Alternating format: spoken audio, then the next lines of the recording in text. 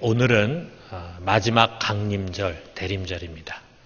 우리가 성탄절이 시작되기 바로 전주일부터 4주 전부터 이제 강림절이 시작이 되는데 모두 4주 동안 시작이 되는데 성탄절 바로 전주일이 마지막 강림절이 됩니다. 강림절 또는 대림절이라고 하는데 말 그대로 오실 주님을 기다리는 날입니다. 성탄이라는 게 벌써 2000년 전에 일어난 일인데 그분을 기다린다는 게 무슨 말인가? 이 강림절이라고 하는 절기에는 뭔가 과거와 미래가 좀 혼재되어 있는 것이 아닌가 하는 그런 인상을 받을 수도 있습니다. 그러나 우리는 이 강림절에 첫 번째 성탄을 기다렸던 성경 속의 사람들의 신앙을 배우면서 기다리는 신앙이 무엇인지 우리가 한번 돌아봐요. 그러면서 이제 다시 오실 주님을 우리가 함께 기다리는 것입니다. 예수님이 처음에 세상에 오셨을 때도요, 그를 기다리는 사람들이 많이 있었습니다. 메시아를 기다리는 그런 상황은 대체로 참 힘들고 어려운 상황일 때입니다. 사람들이 풍족하고 여유롭고 평화롭고 살기 좋을 때는요, 누군가 변화를 일으킬 사람을 잘 기다리게 되지 않습니다. 근데 삶이 어렵고 힘들고 곤고할 때는 희망이 될 만한 사람을 기다리는 거죠. 그래서 그 당시 유다라고 하는 나라는요, 굉장히 어두움에 덮여있는 그런 때였습니다.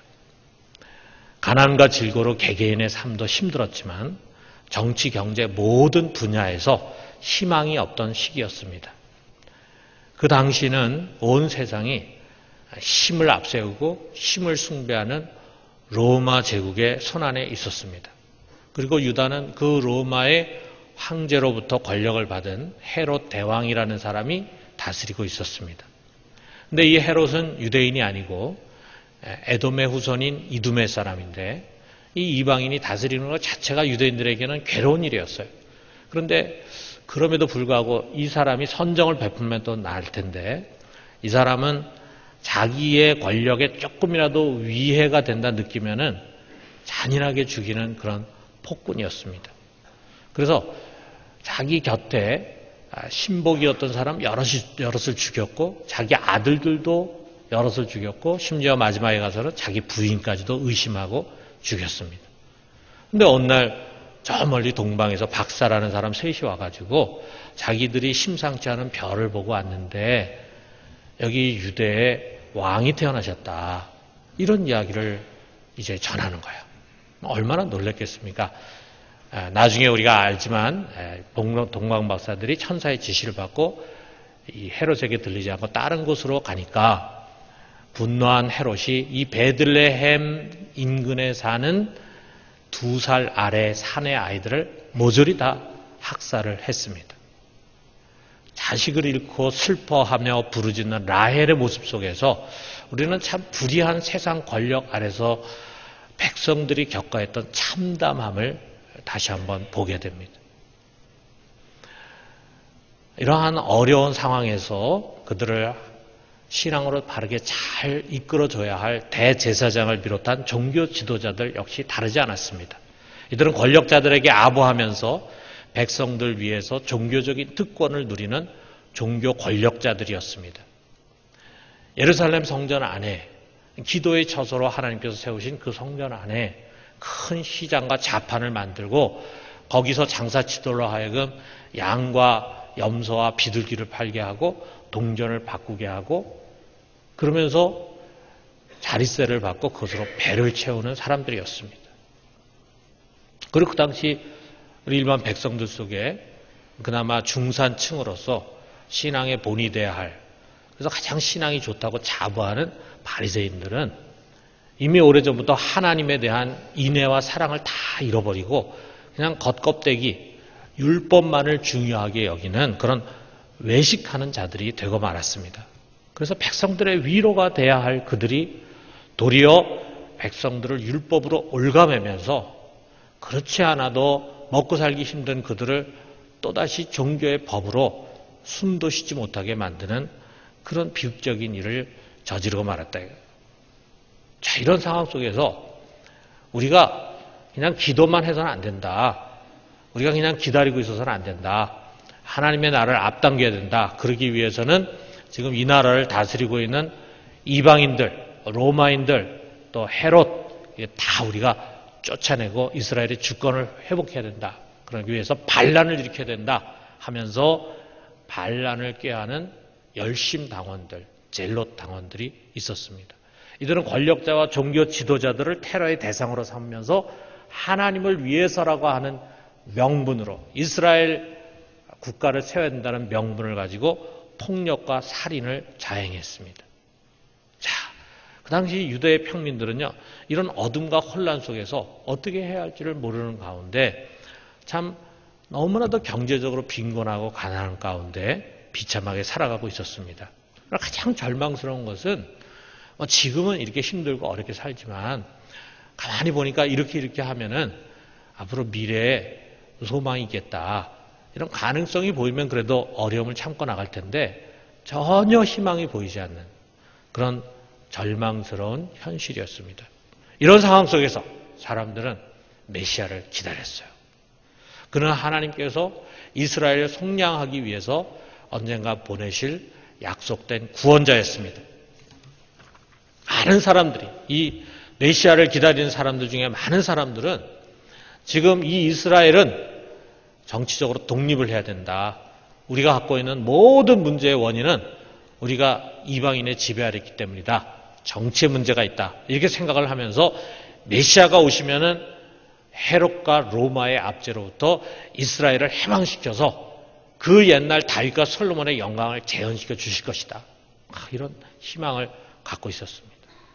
그야말로 정치적인 메시아를 기다린 거죠. 그러나 보다 더 경건한 사람들은 이 암담한 현실에 보다 더 깊은 내면을 들여다봤습니다. 지금까지 수많은 제국들의 변화가 있었지만 달라진 것이 없었어요. 세상은 정치와 경제 상황이 바뀐다고 해서 달라질 것이 아니다. 오히려 불의하고 사악한 이 권력의 배후에 보다 근본적인 것이 있는 것을 봤습니다. 로마보다 더 강하게 인간을 지배하고 헤롯 왕보다 자신들을 더욱 불행하게 만드는 힘의 원인자가 있다. 그것이 뭐냐? 바로 죄다, 죄. 죄가 모든 악의 근원이라고 하는 것을 이 영성의 사람들은 알고 있었습니다. 그래서 그들이 기다린 메시아는 로마와 헤롯의 권세에서 해방시키는 것이 아니라 죄로부터 그들을 속량하고 이 세상에 속하지 않은 영원한 하나님 나라를 열어주실 분이었습니다. 그런 사람들이 성경에 소개가 됩니다. 세례 요한의 아버지 사가랴가 그의 아들 세례 요한이 태어났을 때 그 앞에서 예언적으로 이렇게 말합니다. 누가복음 1장 76절에서 77절을 보니까 이하여 내가 지극히 높으신 이의 선지자라 일컬음을 받고 주 앞에 앞서가서 그 길을 준비하여 주의 백성에게 그 죄사함으로 말미암는 구원을 알게 하리니. 구원은 뭐냐? 죄사함으로 말미암은 것이다. 그래서 그 예언대로 세례 요한은 그의 모든 메시지가 죄에 집중됐습니다. 그 앞에 나오는 수많은 사람들을 죄로 정죄하면서 그들로 하여금 죄를 깨닫게 했어요. 아무 생각 없이 나오는 사람들에게 너희가 도대체 무슨 죄를 짓고 있는지를 정확히 알고 있느냐. 그리고 그들에게 죄사함을 받게 하는 회개 세례를 베풀었습니다.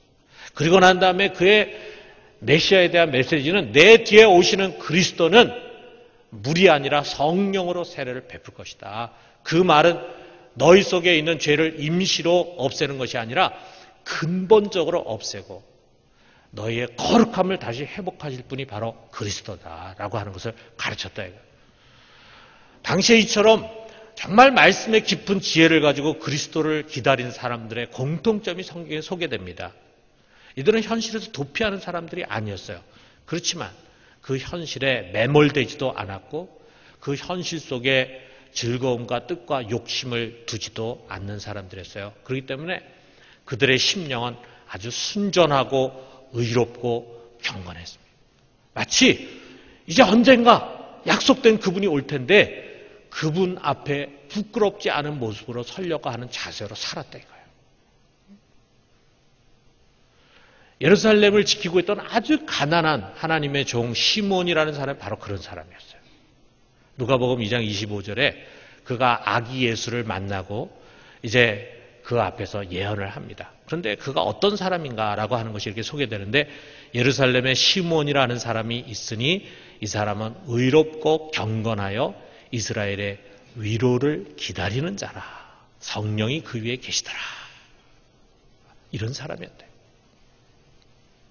그렇지만 여러분, 그 당시에 세상 연락에 빠지고 부귀와 건세를 좋아하고 그것을 누리는 사람들은요, 그리스도를 기다리지 않았습니다. 메시아를 기다리지 않았어요. 헤로드 왕이라고 하는 사람은 그리스도가 오셨다는 말을 가장 두려워했습니다. 그 당시에 성경을 가장 잘 알고 있다고 하는 서기관들은 메시아가 베들레헴에서 태어날 것이다 라고 하는 것을 정확하게 알고 있음에도 불구하고 그를 찾아 베들레헴으로 가지 않았습니다. 왜? 그들의 신앙은 껍데기 신앙이었거든요. 그들 속에 정말 메시아를 기다리는 신앙이 없었던 것입니다. 여러분, 하나님은 성탄절을 한 주 앞둔 오늘 우리들에게 다시금 기다리는 신앙을 요구하십니다. 우리가 누구를 기다립니까?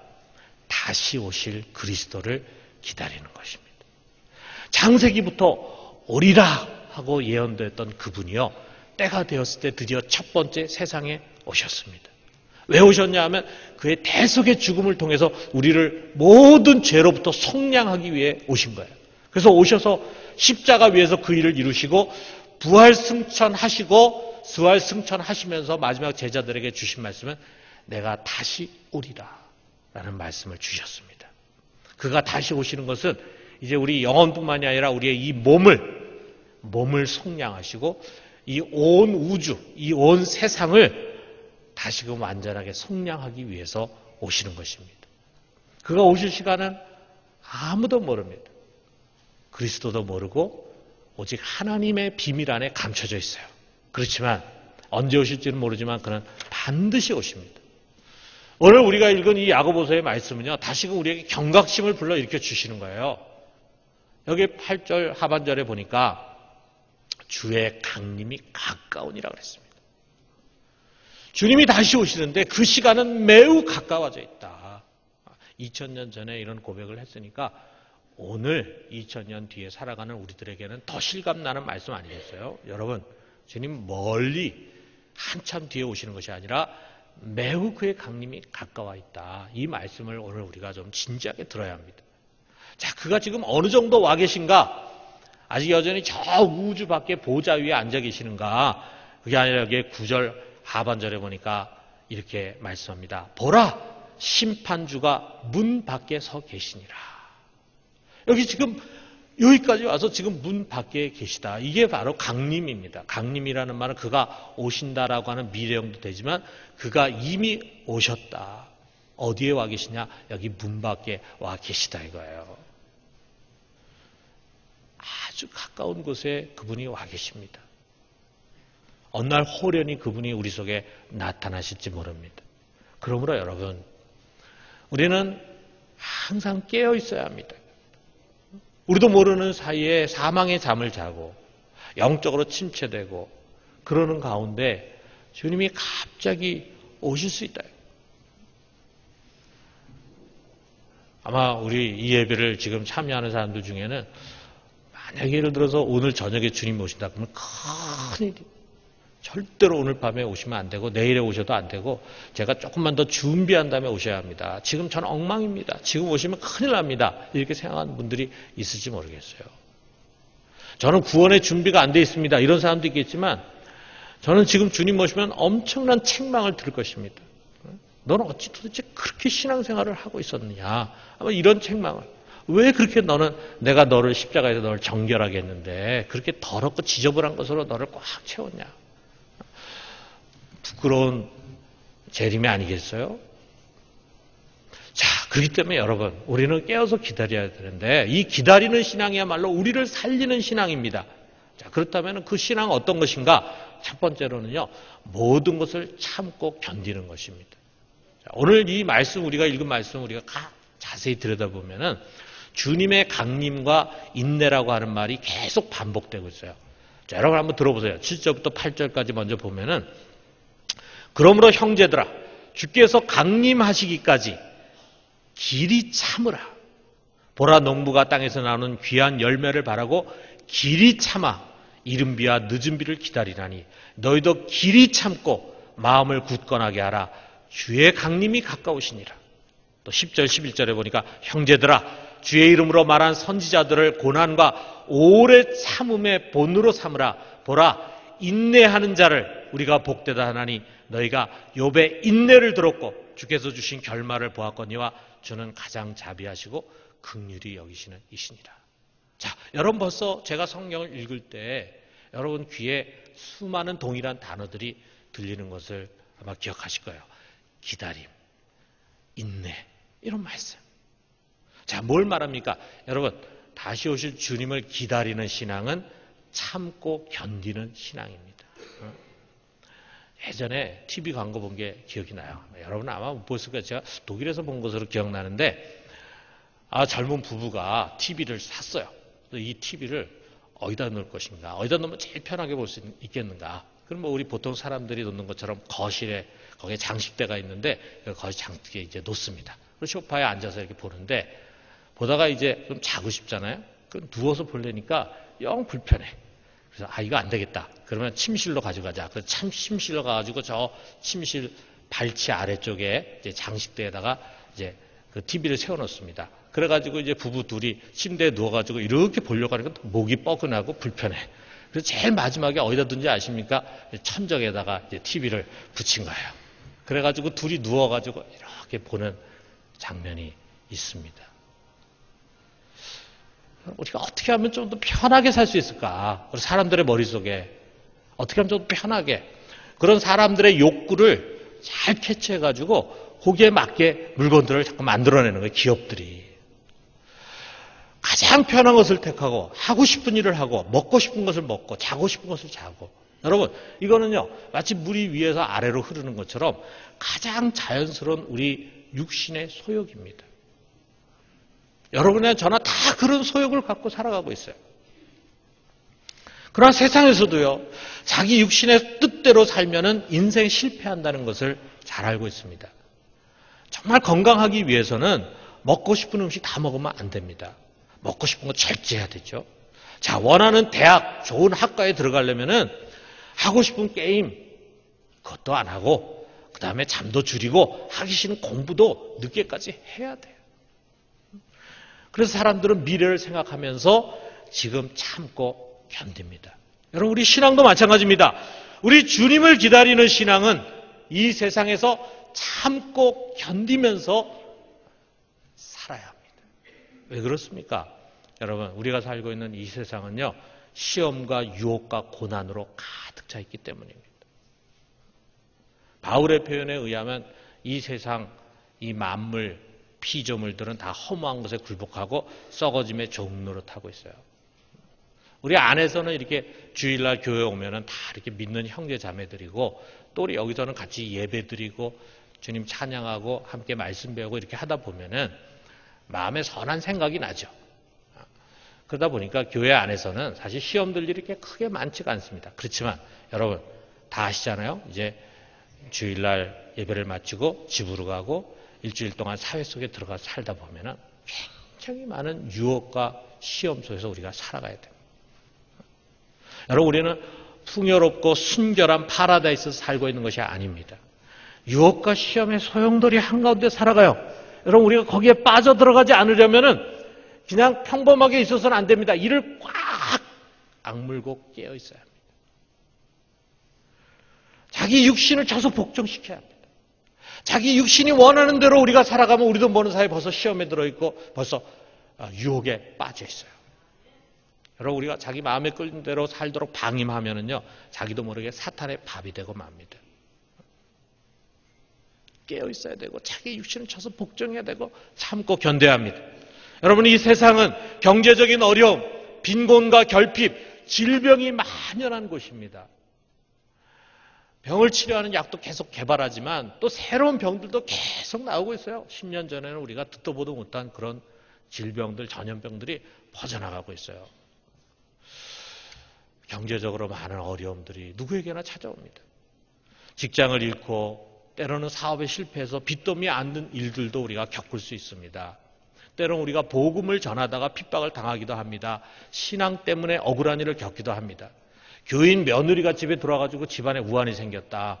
집안에 어려운 일이 생긴 걸 그냥 믿는 며느리에게 뒤집어 씌우는 그런, 아무 관계도 없는데. 아마 우리 중에 예배드리는 분들 중에 그런 분들이 있을지 모르겠어요. 가족 중에 자기 혼자만 믿는데 무슨 어려운 일 생기면 꼭 자기 때문에 생긴 것처럼. 얼마나 억울합니까? 얼마나 답답합니까? 믿음의 순결을 지키려고 하다 보니까 직장에서 미움받을 수가 있어요. 우리가 안 믿는 사람들이 하는 일을 다 같이 따라서 할 수가 없잖아요. 우리 신앙 양심을 지키기 위해서, 또 신앙의 순결을 지키기 위해서, 우리가 신앙의 건덕을 지키기 위해서 때로는 같이 동참하지 못할 때 미워하고 왕따를 시킬 수가 있다고요. 살벌한 경쟁 체제 속에서 불이익을 당할 수 있습니다. 우리가 복음으로 인해서 고난을 당하는 것입니다.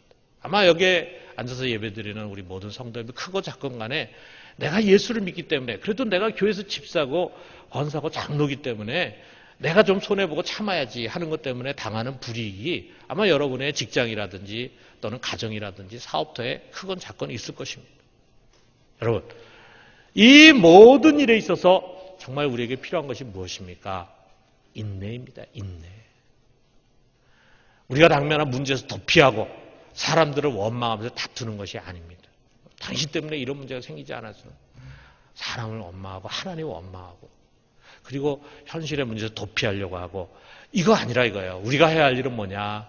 우리가 당면한 그 문제 앞에서 우리가 그것을 받아들이고 참고 견뎌하는 것입니다. 여러분, 우리 신앙생활 잘하려면요, 잘 참아야 합니다. 여기 10절에 이런 말씀 있잖아요. 자, 우리 같이 한번 읽어봅시다.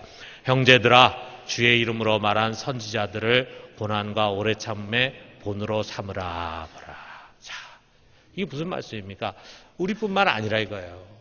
지금 우리만 이처럼 어려움 당하는 거 아닙니다. 여러분만 어려움 당하는 거 아닙니다. 여러분만 경제적인 어려움, 인간관계에서의 어려움, 일에서의 어려움, 여러분 겪는 거 아니에요. 지금 지구촌에 살고 있는 모든 그리스도인들이 다 같이 그 일을 겪고 있을 뿐만 아니라 우리 과거에 2000년 기독교 역사에서 모든 그리스도인들이 동일하게 그런 고난을 당했고, 성경 속에서 훌륭한, 우리보다 더 의롭고 경건했던 사람들 역시 우리보다 더 많은 고난을 당했습니다. 그들은 고난을 당한 것만이 아니라 그 고난을 받아들이고 참고 견뎠어요. 그들의 인내를 우리가 배워야 합니다. 그들이 하나님을 믿음으로 기적을 일으켜가지고 문제를 해결한 것만을 우리가 생각하면 안 됩니다. 그들이 그 문제가 해결되는 과정 속에서 오랜 세월을 참고 견뎌했던 일들을 우리는 기억해야 합니다. 아브라함이 100세가 돼가지고 아들을 얻게 된 그 기적만 우리가 생각할 것이 아니라, 그래서 믿는 자에게 능치 못함이 없다는 그것만을 생각할 것이 아니라, 그가 75세쯤에 하나님부터 부름받아가지고 25년 동안 아들을 기다렸지만 아들을 얻지 못하는 가운데 참고 견디고 인내하고 기다렸던 그 신앙을 우리는 기억해야 한다. 여러분, 우리의 심령을 굳게 합시다. 어떤 상황에도 흔들리지 말고 잘 참읍시다. 여러분, 지금 어떤 처지에 처했든지 간에 인내로서 견디면서 마침내 마지막에 승리할 수 있게 되기를 주님의 이름으로 축원합니다. 자, 두 번째로는 마지막 좋은 결실을 신뢰하는 것입니다. 여러분, 우리나라 사람들 참 좋은 장점이 많은데 우리가 조금 다혈질이잖아요. 우리 다 같이 느끼는 거지만 좀 다혈질이에요. 성격이 좀 급해요. 성격이 급하다 보니까 좋은 점이 이제 빨리빨리 재촉하다 보니까 경제 성장도 다른 나라에서는 한 100년 걸려서 할 걸 우리는 그냥 몇십 년에 후다닥 해쳐가지고 이렇게 점핑해가지고 잘 사는 나라가 됐어요. 뭐 그런 좋은 거죠. 그런데 참 이렇게 급한 성격, 빨리 뭘 하다 보면은 기다리는 것이 참 어렵습니다. 그래서 우리 식당에 가가지고 뭐 음식을 시키고 뭐 조금 늦게 나온다 싶으면 벌써 마음이 불편해. 그리고 막 소리를 지르고 투정 부리고 재촉을 합니다. 그래서 우리 한국 사람들이 많이 여행 가는 곳에 가면은 그런 얘기를 듣게 돼요. 저도 전에 어느 나라인가 가가지고 이제 음식을 시켰는데 거기에 있는 사람이 와가지고는 코리아 빨리빨리 이러더라고요. 내가 자기대로 빨리빨리 해달라 그러지도 않았어. 난 그냥 음식만 시켰어. 그랬더니, 빨리빨리. 빨리빨리라는 말이 발음하기도 좋아요. 외국 사람들이. 그러니까 빨리 배우는 거야. 빨리 배워가지고 마치 우리나라의 한국인을 상징하는 국제어가 됐어요. 빨리빨리. 우리의 조급한 모습을 말해주고 있다 이거죠. 근데 여러분, 우리가 조급해서 기다리지 못하면요, 당장의 좋은 결과에 집착하기 마련입니다. 당장의 결과에 집착하다 보면은 정말 좋은 것을 잃어버리기가 쉽습니다. 여러분, 정말 좋은 것은요, 우리가 참고 기다려야 합니다. 여러분, 빨리 급하게 쉽게 먹을 수 있는 커피가 뭡니까? 믹스 커피잖아요. 믹스 커피.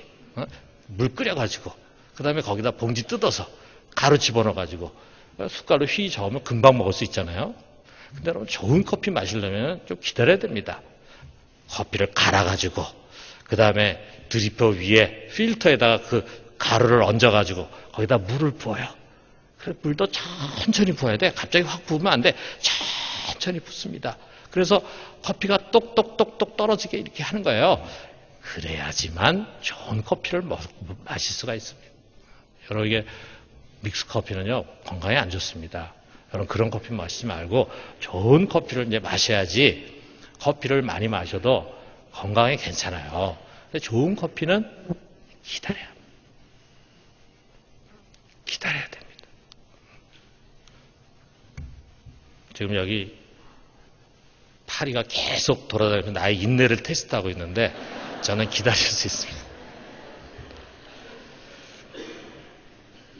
여러분, 우리가 참 이 세상에 참아야 할 일이 많잖아요. 근데 참고 기다리는 거는 그냥 우리가 덕을 쌓기 위해서 그런 것이 아니고, 또 그냥 예수 믿는 사람이니까 내가 손해보고 잃어버려야지 이렇게 해서 참고 인내하는 것이 아닙니다.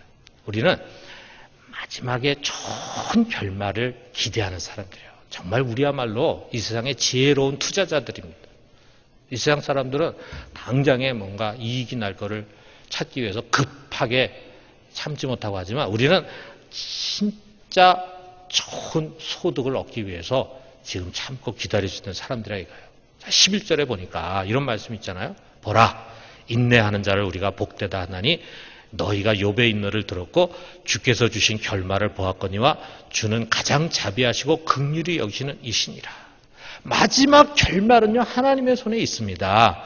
이 가장 자비하시고 긍휼히 여기시는 주님은 참고 기다리는 자에게 반드시 좋은 결말을 주실 것입니다. 여러분, 이거 믿으십니까?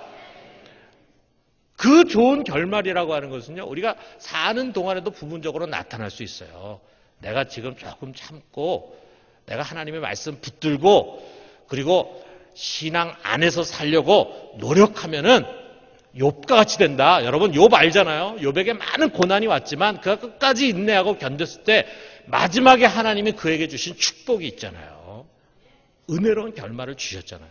그런 것처럼 여러분, 우리가 지금 참 힘들고 어렵고 때로 시험되는 일들이 찾아오고 유혹되는 일이 찾아오지만, 내가 하나님의 말씀 안에 거하면서 인내하며 살아갈 때 훗날에 나에게 좋은 것으로 오게 돼 있습니다. 나의 노년이 복될 수 있어요.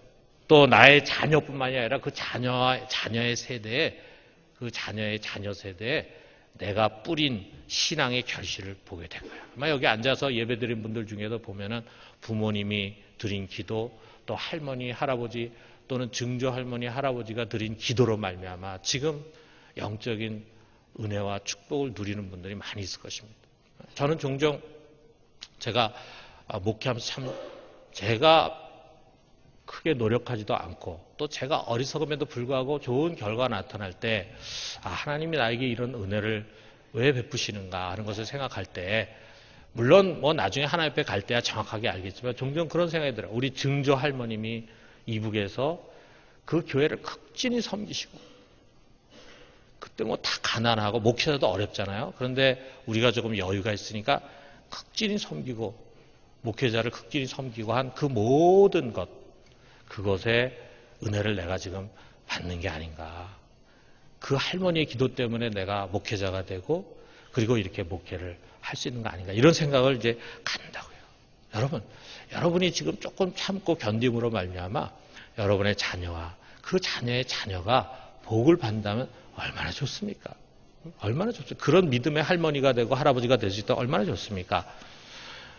물론 우리가 그 좋은 결말을 이 세상에서 보지 못할 수도 있습니다.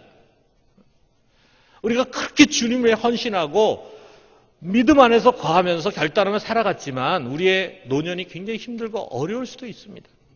그러나 여러분, 그것이 마지막이 아닙니다. 언젠가 마지막의 마지막 날, 다시 말하면 그리스도께서 다시 오시는 그날에 모든 것이 다 역전이 되고 뒤바뀔 것입니다. 그를 믿고 기다린 자들에게는 정말 상상할 수 없는 복이 예비되어 있습니다. 상상할 수 없는 복. 그날이 돼서는 우리가 다 놀랄 거예요. 다 감동이 될 거예요. 어떻게 나 같은 자를 위해서 이처럼 어마어마한 기업과 축복을 하나님께서 예비하셨는가. 정말 가슴 설레는 그날이 올 것입니다. 이게 마지막 최종 결말입니다. 여러분, 우리가 참는 것은 최종 심판자 되시는 하나님이 가장 자비로우시고 긍휼이 많으신 분이라는 것을 믿기 때문이에요. 여러분, 그렇기 때문에 우리가 마지막에 있을 좋은 결말을 진정으로 믿는다면 우리는 사울 왕처럼 당장의 이익을 위해서 하나님의 말씀을 저버리는 어리석음을 범하지 않을 것입니다. 당장의 시련을 모면하기 위해서 자기의 스승 예수를 부인한 베드로의 어리석음을 뒤쫓지 않을 것입니다. 지금 일시적인 쾌락을 위해서 우리의 삶을 허비하는 어리석은 자가 되지 않을 것입니다. 우리가 정말 그것을 믿는다면 우리 속에는 낭만과 초조, 두려움과 원망 대신에 소망과 기대로 흔들지 않는 굳은 심령, 안정된 심령이 자리 잡게 될 것입니다. 사랑하는 성도 여러분, 우리 모두가 지금 광야와 같은 곳에서 신앙 여정 보내고 있어요. 여러분, 지금 다 어려움 있잖아요. 여기 앉아있는 모든 한 사람 한 사람, 다른 사람에게 말할 수 없는 그런 아픔과 어려움을 끌어안고 살아갑니다. 목장에서 나누는 어려움도 있지만 거기서 나누지 못한 어려움도 있겠죠. 우리 모두가 다 각자의 처지에서 많은 어려움을 겪고 있습니다. 여러분, 조급해하지 말고 참고 기다립시다. 주님께서 반드시 길을 열어주실 것입니다. 우리 주님 첫 번째 성탄절에 오셨던 것처럼 반드시 다시 오실 것입니다. 우리 주님의 강림이 가까웠습니다. 우리 깨어서 기다립시다. 이 기다림의 신앙으로 세상을 이기는 우리 모두가 되기를 주님의 이름으로 축원합니다.